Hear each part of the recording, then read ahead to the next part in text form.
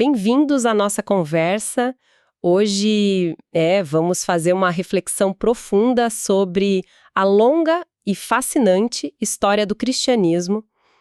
A ideia é tentar entender o que significa, fazer parte do povo de Deus, olhando para os séculos passados e para os dias de hoje. Uma jornada em tanto, né? Com certeza.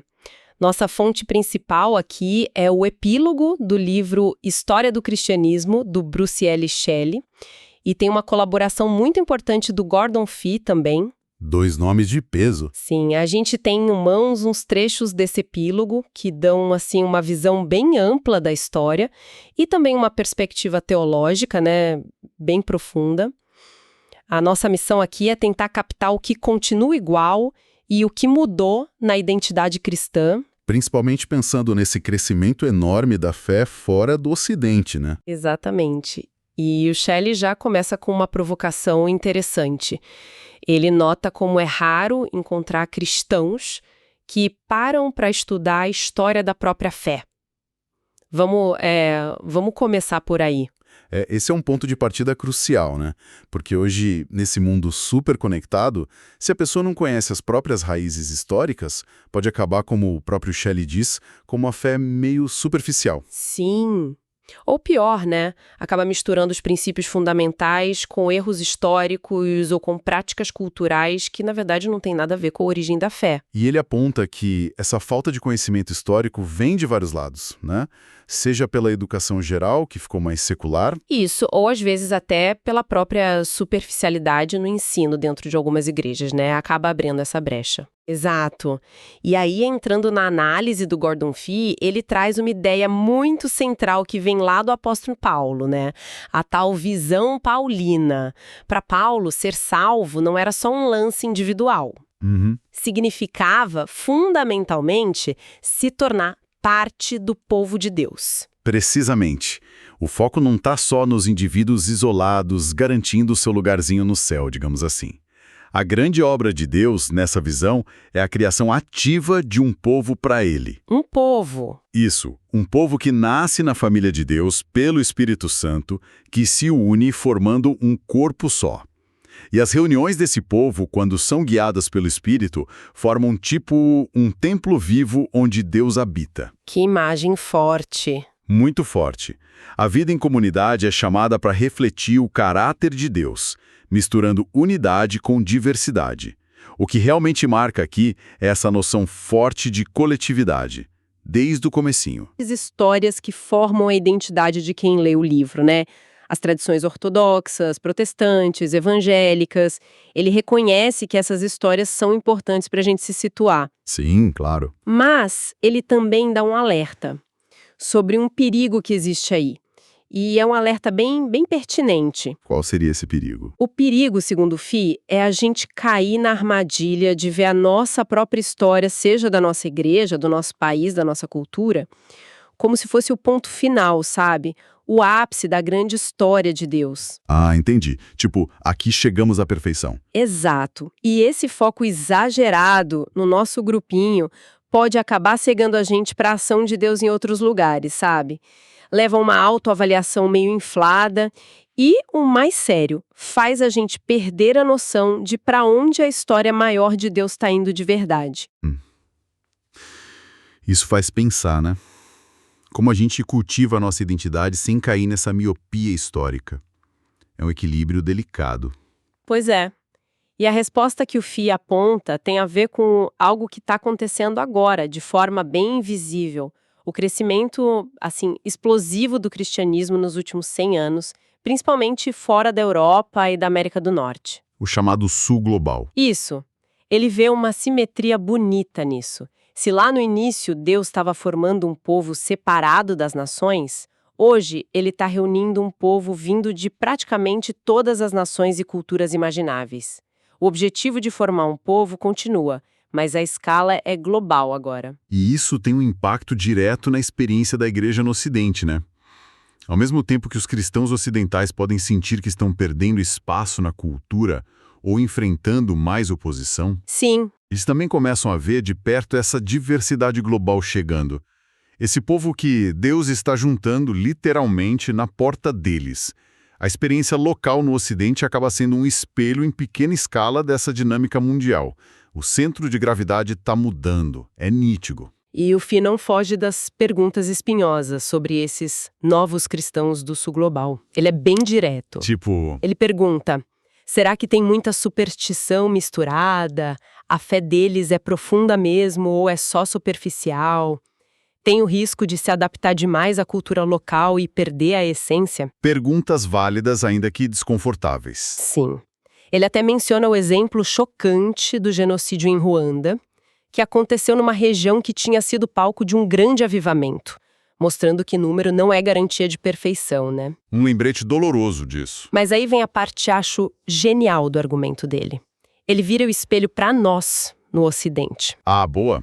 Como assim? Ele provoca, será que a nossa prática de fé aqui no Ocidente também não é profundamente moldada e talvez até distorcida pela nossa cultura de consumo, pela nossa riqueza material? Toca num ponto sensível. Será que a gente esqueceu que cristãos lutaram contra irmãos na Guerra Civil Americana, por exemplo? Será que a gente não tem nada para aprender com a resiliência, com a solidariedade, com a forma de viver a espiritualidade dos cristãos do sul global? Perguntas ainda mais desconfortáveis, talvez. E ele vai além. Será que a nossa própria visão de mundo, o que ele chama de nossa metafísica, nossas crenças básicas sobre a realidade, não acaba às vezes limitando a ação do Espírito Santo entre nós? Uau, forte isso. A conclusão que ele aponta é que talvez a chave seja valorizar mais a nossa identidade comum como povo de Deus, acima de qualquer outro rótulo, sabe? Seja ele denominacional, cultural ou o que for. Faz todo sentido. Colocar a identidade maior em primeiro lugar. Ele termina essa parte dizendo algo poderoso. Ler a história da igreja do jeito certo ajuda a ler a Bíblia do jeito certo e vice-versa. O discernimento-chave é entender o significado teológico da igreja como esse povo que Deus escolheu e reuniu, vindo de todas as nações. Sim, e essa ideia bate muito com o que a gente lê, por exemplo, na primeira carta de Pedro, capítulo 2, versículos 4 a 10. É incrível como descreve os crentes. Como ele descreve? Como pedras vivas formando uma casa espiritual, um sacerdócio santo. Chama de geração eleita, sacerdócio real, nação santa, povo exclusivo de Deus, tirados das trevas para a luz maravilhosa. Nossa. E a passagem termina dizendo: antes vocês nem sequer eram povo, mas agora são povo de Deus.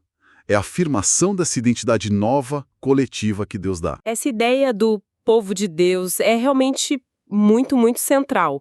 Agora, como esse povo, na prática, atravessou esses 2000 anos de história, com todas as suas curvas e solavancos, é aí que a visão panorâmica do Bruce Shelley ajuda demais. A perspectiva histórica dele é fundamental. Ele começa com um dado de impacto. O cristianismo, que surgiu com um grupo minúsculo numa província lá esquecida da Judéia, hoje é a fé declarada de, 1/3 da população mundial. É uma trajetória impressionante por si só. Impressionante mesmo. E o Shelley volta àquela preocupação do início, sobre a falta de conhecimento histórico. Ele aponta de novo para a secularização da educação, que meio que tirou a história da igreja do currículo geral. E também para uma certa superficialidade que às vezes a gente vê no ensino da história dentro das próprias igrejas, né? Exatamente. E ele mostra as consequências disso na prática. Como erros históricos ou teológicos acabam se infiltrando na fé das pessoas. Ou como práticas que, na verdade, têm origem pagã, são defendidas como se fossem cristãs, simplesmente por falta de conhecimento das raízes. É um risco real. Mas, e aqui tem um ponto importante no Shelley, ele insiste que as falhas humanas, as crises, até a corrupção dentro da igreja são só uma parte da história. Ele é bem realista sobre os erros, sabe? Reconhece que muitas vezes a própria igreja foi sua pior inimiga. Isso é importante admitir. Só que ele destaca um padrão que se repete. A renovação parece que surge de lugares inesperados. Ele fala de um poder invisível que parece agir ao longo dos séculos. Às vezes desviando ameaças que pareciam que iam acabar com tudo. Às vezes transformando crises horríveis em novas oportunidades. É fascinante observar esse padrão. Sim, ele dá exemplos concretos disso, né? Perseguições que, em vez de destruir, acabaram purificando a fé. Heresias que forçaram a igreja a definir melhor suas doutrinas mais importantes, tipo, sobre quem é Jesus. Exato. E até as invasões bárbaras. Poderia ter sido o fim da civilização romana e da igreja ocidental, mas no fim abriu caminho para evangelizar esses mesmos povos. Essa resiliência é um fio que atravessa toda a narrativa dele. Que interessante. E qual seria o segredo, o motor por trás dessa resiliência e desse crescimento todo, segundo Shelley? Ele aponta por um olhar constante, sabe? Intencional para as origens, para a figura de Jesus e para o exemplo da Era dos Apóstolos. Essa era fundadora é vista como um modelo. O ponto de referência? Isso, foi dali que a igreja recebeu sua fé principal no Cristo ressurreto, a esperança do perdão e a inspiração, como no exemplo de Paulo, para levar o evangelho para todo o mundo, sem fronteiras. Acompanhar como essa volta constante ao início impulsionou a jornada toda é muito instrutivo. Então, como essa jornada aconteceu na prática? O Shelley dá um panorama histórico, né? Talvez a gente possa destacar uns momentos-chave dessa trajetória, sem listar tudo, mas focando nas grandes viradas. Por onde ele começa? Ele começa, claro, com o cristianismo primitivo. A fé se espalhando rápido pelo Império Romano, e já enfrentando desafios internos, como aqueles movimentos que questionavam as crenças centrais, tipo o gnosticismo, que falava de um conhecimento secreto, ou o marcionismo, que rejeitava o Deus do Antigo Testamento. E como a igreja respondeu? A resposta foi se firmar nos escritos dos apóstolos e na liderança dos bispos. E externamente, claro, enfrentou a perseguição romana. Aí tem a famosa frase do Tertuliano, né? Que o sangue dos mártires era a semente de novos cristãos. E depois dessa fase de perseguição, vem uma virada enorme, certo? Com Constantino. Sim, no século IV, a chamada Era Imperial. O cristianismo sai da ilegalidade e vira a religião oficial. A igreja ganha poder, entra nos palácios, organiza os grandes concílios para definir doutrinas. Mas essa proximidade com o poder teve seus problemas também, né? Com certeza. Gerou reações, o monastismo surge forte nesse período, com gente buscando uma fé mais radical, mais separada do mundo, lá nos desertos. E a história segue com divisões grandes, tipo Oriente e Ocidente. Exato.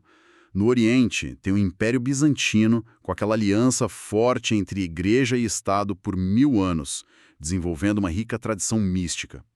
Essa era acaba com a queda de Constantinopla para os turcos, lá em 1453. E o centro da ortodoxia oriental, com o tempo, vai para Moscou. E no Ocidente? No Ocidente, a coisa foi diferente. Depois da queda de Roma no século V, foi o caos. Figuras como Agostinho dão uma visão de esperança com a cidade de Deus. E o bispo de Roma, o Papa, vai ganhando cada vez mais importância. O papado se torna central? Sim, o papado vira uma força-chave na construção da civilização medieval, a chamada cristandade, usando missionários, como os monges beneditinos, para converter os povos bárbaros que tinham invadido. Esse período medieval teve altos e baixos, né? O poder do Papa cresce muito, mas também aparecem crises. Sem dúvida. Tem o apogeu do poder papal lá pelos séculos XI e XII. Figuras como o Papa Gregório VII impulsionando reformas, as cruzadas sendo lançadas, a filosofia escolástica bombando nas universidades. Mas, como o Shelley bem nota, poder demais muitas vezes corrompe. Sempre o risco. Aí surgem movimentos de reforma e protesto dentro da própria igreja, como os valdenses, os franciscanos. E nos séculos XIV e XV, o clima é de crise mesmo. Disputas pelo papado, uma sensação de que a religião oficial ficou meio vazia, sabe? Muita gente começa a buscar respostas direto na Bíblia. E essa busca toda desemboca na Reforma Protestante. Exatamente. Século XVI, a Reforma Protestante. Lutero, Calvino, Zwingli, os anabatistas, eles quebram de vez a unidade religiosa da Europa Ocidental. O resultado disso é o pluralismo religioso que marca a modernidade. E a Igreja Católica, como reagiu? Reagiu com a Contra-Reforma. Se reorganizou internamente com ordens novas como os jesuítas e lançou um esforço missionário global enorme, principalmente na Ásia e América Latina. Mas as guerras religiosas que vieram depois causaram um desgaste imenso e ajudaram a separar igreja e Estado em muitos lugares. E aí vem os desafios da modernidade mesmo. Pois é. A Era da Razão, o Iluminismo, lá no século XVIII, começa a questionar a autoridade da religião, a necessidade de Deus para explicar o mundo, a vida pública no Ocidente vai se secularizando, a fé vira cada vez mais uma coisa privada, pessoal. Mas teve reação a isso, né? Sim, surgem os grandes avivamentos evangélicos nos séculos XVIII e XIX. Pietismo na Alemanha, metodismo na Inglaterra, os grandes despertares na América. A ênfase era na experiência pessoal, na conversão e numa tentativa de trazer a fé de volta para a vida pública. Chegando mais perto da gente, o século XX parece ter sido uma época de extremos, né? Totalmente. O Shelley chama de Era das Ideologias. Aparecem esses deuses seculares, nazismo, comunismo, até um individualismo muito radical, que exigem lealdade total e batem de frente com a fé cristã. Um século de conflitos intensos. Guerras mundiais, Guerra Fria. E dentro das igrejas, grandes debates teológicos, né? Ortodoxia contra liberalismo.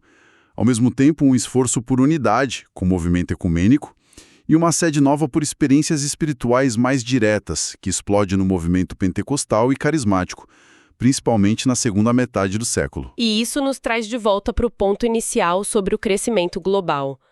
O Shelley destaca muito o surgimento de lideranças cristãs fortes na Ásia, África, América Latina, depois da Segunda Guerra.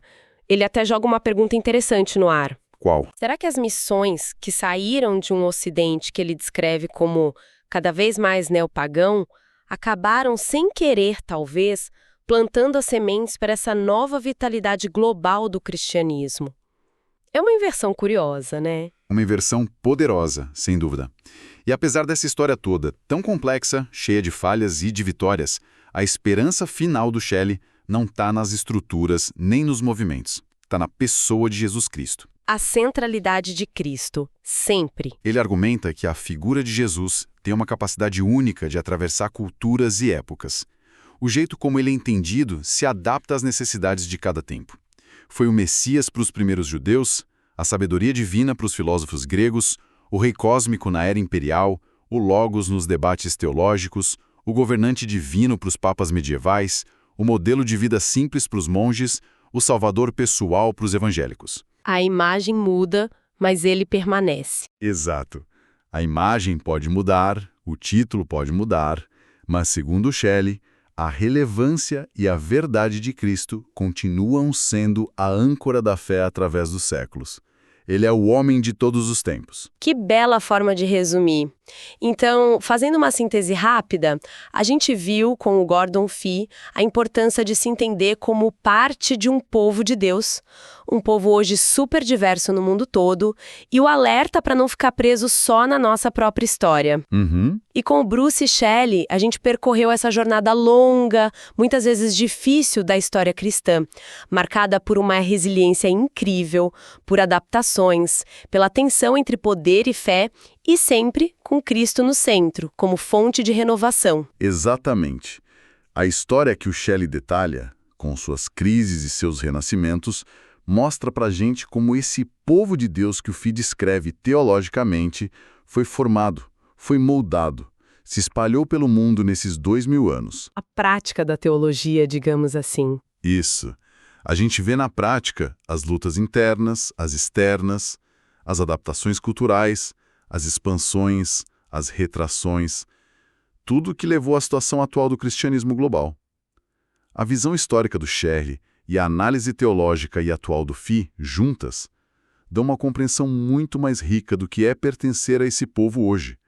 Elas se iluminam mutuamente de forma bem clara. Fica então uma última provocação para a gente pensar, né? Olhando para essa capacidade incrível de adaptação do cristianismo em 2000 anos e para essa mudança clara do centro de vitalidade para o sul global. Que novas formas de expressar a fé, que novas compreensões teológicas, que novas ênfases podem surgir dessas regiões nas próximas décadas? É a grande questão para o futuro, né? E mais, o que o resto do mundo cristão, incluindo nós aqui no Ocidente, talvez precise aprender com as experiências, as lutas, as perspectivas desses centros tão vibrantes da fé global hoje. Fica aí para a gente refletir. Uma reflexão necessária. Bom, essa foi nossa última análise focada especificamente no livro História do Cristianismo, do Bruce Shelley. Uma leitura fundamental. Com certeza, na próxima semana a gente abre as páginas de um novo livro, trazendo novas fontes, novos temas para a nossa conversa. Ansioso para saber qual será. Que Deus abençoe a todos nós. Até lá! Até a próxima!